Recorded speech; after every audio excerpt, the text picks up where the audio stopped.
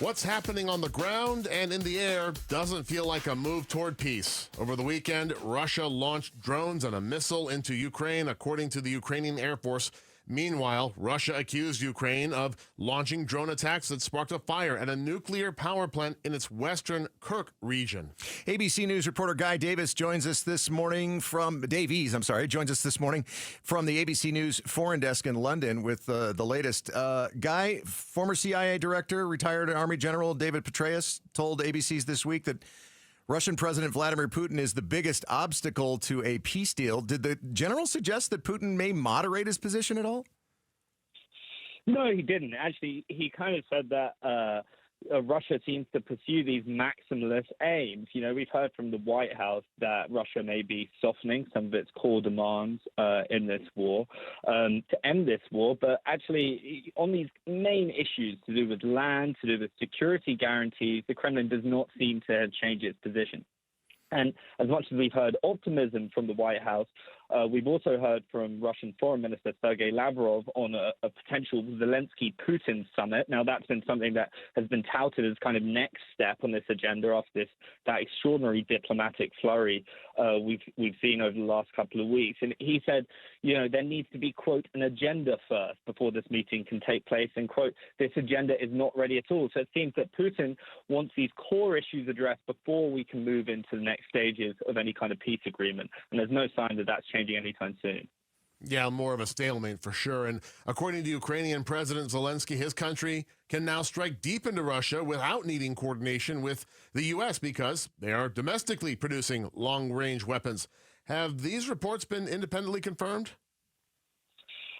At the moment, we've seen that the Ukrainians have continued to fire drones into Russia.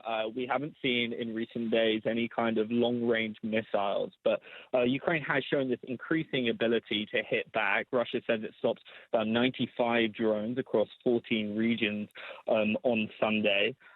That's one of Ukraine's biggest multi-region attacks so far. And I think there's something that President Trump said last week that was particularly interesting. He compared the Ukraine-Russia conflict to a kind of sports game.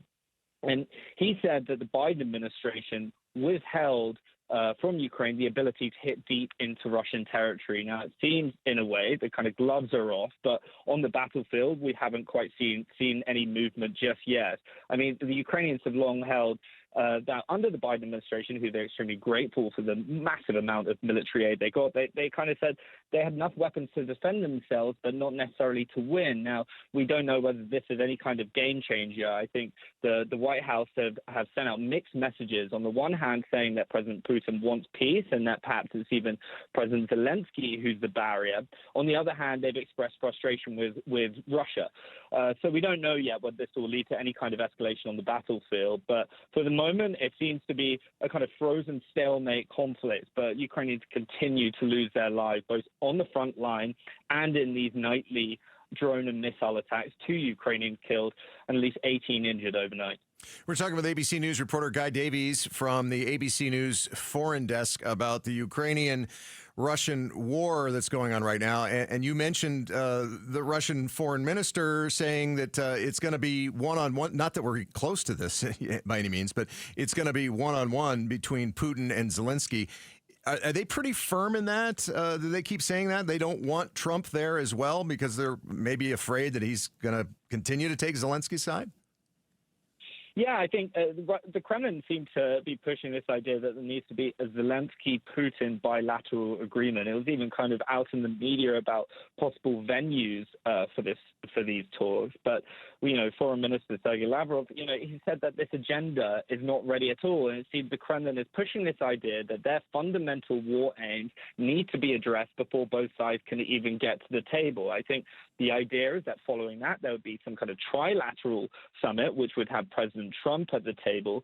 But for now, it seems kind of classic delaying tactics from Russia as they continue to push on the front lines, continue to try and make gains through this incredibly fortified, incredibly long, almost World War I-like battlefield, and also launch nightly missile and drone attacks on Ukraine. That's ABC News reporter Guy Davies joining us this morning from the ABC News Foreign Desk in London with the latest on the Russia-Ukraine war. Thanks for watching Arizona's Morning News. Click to watch more from KTAR News and hit the button in the middle to subscribe.